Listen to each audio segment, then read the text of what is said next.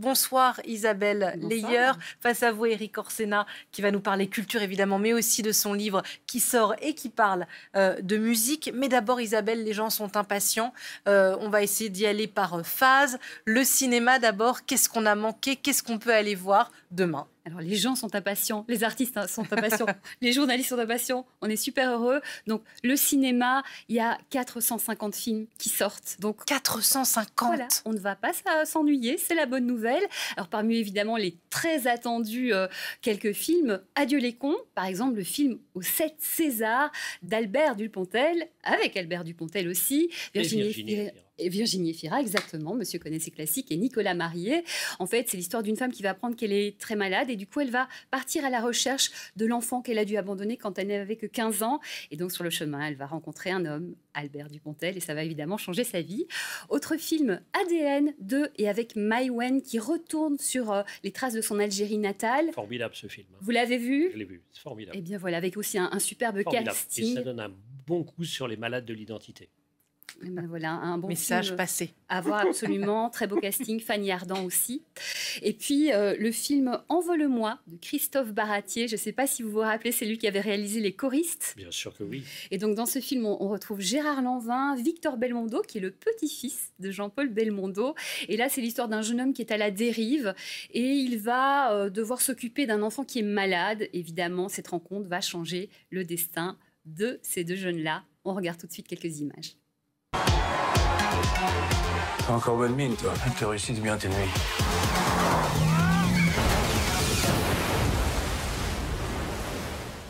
T'inquiète, hein. Je changerai de nom. Je vais te montrer quelqu'un d'important. Il est né avec une malformation cardiaque. J'ai besoin de quelqu'un pour l'aider à vivre d'autres choses. Tu cherches quelqu'un? Non, je cherche pas. J'ai trouvé. Je suis pas du tout fait pour ça, moi. Coucou. Franchement, je trouve que t'as vachement l'air en forme pour un handicapé. Bah moi, je trouve que t'as l'air bien crevé pour un mec en pleine forme. Vous vous rendez pas compte de tous les avantages que vous avez, vous les handicapés, hein? Que j'ai envie de pisser. Ouais, fais pas le con, je suis pas prêt, on se connaît pas assez bien, là. Voilà, et on commente, nous, les bandes annonces pendant que vous les regardez et les savourez. On les savoure autant que vous. Spectacle, la musique, les concerts, la danse, Isabelle, ça aussi, 450, non, peut-être pas autant. Cinéma, non, pas autant. Et puis les théâtres, ils vont reprendre petit à petit parce que ça prend un peu plus de temps, la mise en scène, les répétitions, hein, vous savez de quoi il s'agit. Lundi, on est sur la scène du Théâtre des Champs-Élysées avec 35%, mais ça va monter, ça y est, ça ouvre, enfin, ça ouvre. Voilà, on est tous très contents. Parce que qu'est-ce que c'est la culture? C'est l'ouverture. Et on était confinés en nous-mêmes. Et on s'aperçoit que l'énergie du vivant, de la présence, on s'appuie de ça. Ça nous nourrit, bien sûr.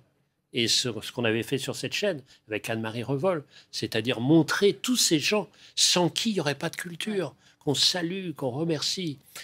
C'est des soignants aussi, donc on peut applaudir. Oui, tout à fait. C'est joli comme formule. Les artistes sont des soignants.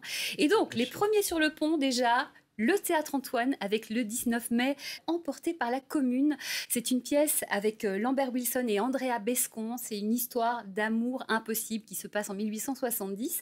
Et le lendemain, toujours au Théâtre Antoine, le 20 mai, on va retrouver une correspondance entre Gustave Flaubert et Victor Hugo par le grand Jacques Weber. Une correspondance où on sent l'amitié, l'admiration, mais aussi la rivalité. Et puis, l'humour n'est pas en reste, puisque l'Européen nous invite le 19 mai à une grande soirée d'humour qui s'appelle 35%, justement, en rapport au taux de remplissage autorisé. Parmi les humoristes qui feront partie, ce seront des humoristes qu'on va retrouver cet été et également à la rentrée. Et parmi eux, Tania Dutel et Donnell Jacksman, qu'on retrouve tout de suite. Ça vous est déjà avec une personne vous plaise et qu'après elle parle? Vous aussi, quand on vous demande votre poids, vous enlevez toujours 10 kilos? Je le fais tout le temps. Sauf au ski, j'en enlève que 5 parce que je me dis si ma vie dépend du réglage des skis. Moi, j'ai passé un confinement vraiment de dingue, je vous jure. Je me suis rendu compte qu'il y avait des gens chez moi. Il y avait une femme et un enfant, je les connaissais pas avant le confinement. Je croyais que c'était une option, moi. Je les voyais le matin, je me casse et je les revois le soir. Ils étaient là tout le temps. C'est dur. Ah, ça fait du bien. Donc, moi, je vous accompagne voir les spectacles la semaine prochaine et je laisse ma place pour quelques jours aux 23h. Non, c'est pas vrai, mais j'aimerais, ça donne envie. Éric Orsena de l'Académie française, bien sûr, La Passion de la fraternité, Beethoven. Vous plongez, alors on pense le connaître, et en fait, on le connaît pas du tout. Et il y a un petit côté, j'allais dire, orphelin ou Dickens, mais en tout cas, la vie, le début de sa vie a été, moi ça m'a fait penser à ça, a été très difficile. Et vous dites que la philosophie de votre livre, c'est de dire que malgré tous les coups, malgré les trahisons au sein de la famille, malgré le petit prodige, alors il succède à Mozart, hein, c'est pas la même façon de travailler, mais il va être amical, il va être chaleureux. Et plutôt que rendre des coups, il va rendre des notes, hein, on peut dire ça comme ça, et nous élever. Et nous fait monter. Vous savez, il y a des génies qui arrivent génies. Mozart, il naît génie. Et Beethoven, il l'est devenu petit à petit. Il est devenu en répondant, par la générosité, à tous les coups qu'il recevait. Alors, son père, c'était pas du tout le père de Mozart. Il était un bon musicien un peu raté, et puis tout à fait alcoolique et tout ça, violent et tout. Et puis, à chaque fois, ça a été comme ça. Et il y avait toujours cette sorte de passion. C'est pour ça qu'à un moment donné, je me suis dit, c'est un génie, donc le plus lointain de nous. Enfin, vous, oui, mais moi, non, on n'est pas des génies. Et donc, mais en même temps, il est fraternel.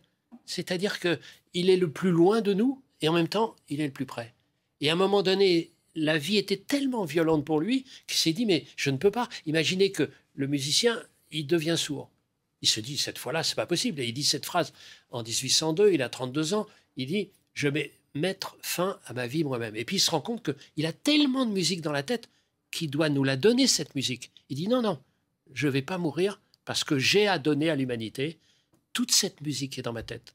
Et il avait tellement de musique dans la tête, sa tête chauffait tellement qui se renversait de l'eau glacée régulièrement sur sa tête pour la calmer. Alors évidemment, ça plongeait voilà, sur le voisin du dessous, dont il se faisait virer. Et comme ça, il a été viré 65 fois à Vienne. Donc c'est cet être immense et fraternel. Vous avez écrit sur de nombreuses personnalités, vous avez écrit sur La Fontaine et sur d'autres, mais c'est pas un hasard non plus que vous écriviez sur ce musicien emmuré en lui-même avec sa surdité pendant le confinement et qui vit la musique comme une délivrance. C'est pas non, tombé du ciel, c'est à un moment donné, parce que je travaillais beaucoup avec des musiciens, notamment Michel d'Alberto, Henri de Marquette, et donc on travaillait beaucoup, et puis William Christie, et puis j'avais depuis longtemps, et puis comme on était enfermés, je me dis, bon, bah, on va voir ce que c'est que justement la culture. Qu'est-ce que c'est la culture? C'est ouverture, c'est l'ouverture.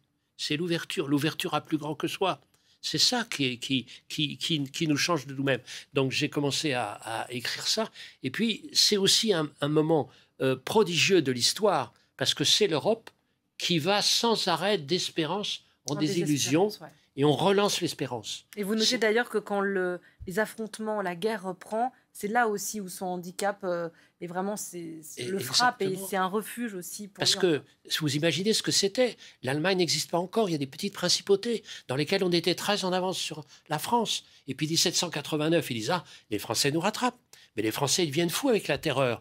Alors là, c'est terrible. Et puis, il y a un Bonaparte qui arrive. Ils disent, ah, Espérance, voilà, on va avoir quelqu'un d'éclairé. Et puis Bonaparte devient Napoléon. Quelle horreur! Donc c'est sans arrêt l'espérance, la désillusion, et on relance l'espérance. C'est ça notre vie.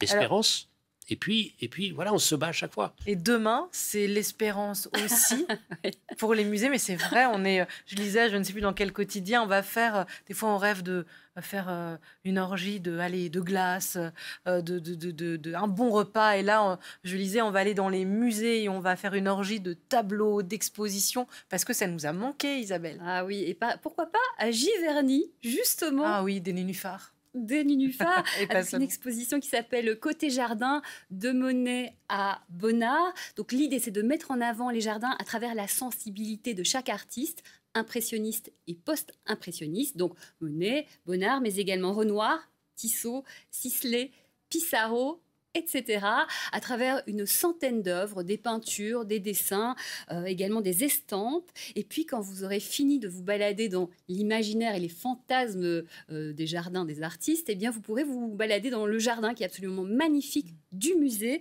Ça s'appelle donc l'exposition Côté Jardin de Monet à Bonnard, à voir au musée des impressionnismes Giverny jusqu'au 1er novembre. Donc c'est fait, c'est signé, je passe ma semaine avec Isabelle. Je confirme, hein, Giverny, c'est absolument formidable. On y va tous les trois. Et qu'est-ce qu'un jardin? C'est de la philosophie visible. C'est-à-dire que, voilà, le bonheur. Dites-moi quel jardin tu aimes, je te dirai quelle conception tu as de la vie. Vive les jardins. Alors, ça m'a peut-être échappé, peut-être l'expliquez-vous quelque part, Éric Orsena, mais c'est les notes de quelle on ne sait pas, d'où ça vient. Parce que c'était des manuscrits tellement désordonnés, parce qu'il pouvait composer 3-4 œuvres en même temps. Comprenez, il avait une messe, il avait une sonate et tout ça, parce que sa tête est pleine de notes. Donc c'est au fond en direct de son cerveau. Qu'est-ce qu'on écoute de Beethoven demain pour célébrer alors l'hymne à la joie serait peut-être un peu facile, mais qu'est-ce que vous nous recommandez? Isabelle nous a fait une ordonnance culturelle. Qu'est-ce que vous nous recommandez? On va plonger dans votre livre, mais qu'est-ce qu'on écoute en le lisant et qu'est-ce qu'on écoute demain? Peut-être la dernière sonate pour piano. La dernière sonate de piano, parce qu'il y a un petit arietta comme ça qui commence très doux, d'ailleurs assez facile à jouer, même moi je peux jouer ça, et puis après ça devient fou. C'est plus dur. Parce que, oh là, après ça, et puis il arrête à un moment donné, il dit, bon, vous avez compris ce que je voulais dire, pof, on va ailleurs. Et il nous prend par la main, et puis hop, on s'en va, et puis il arrête un peu, puis il y a du vase, et c'est du ragtime après.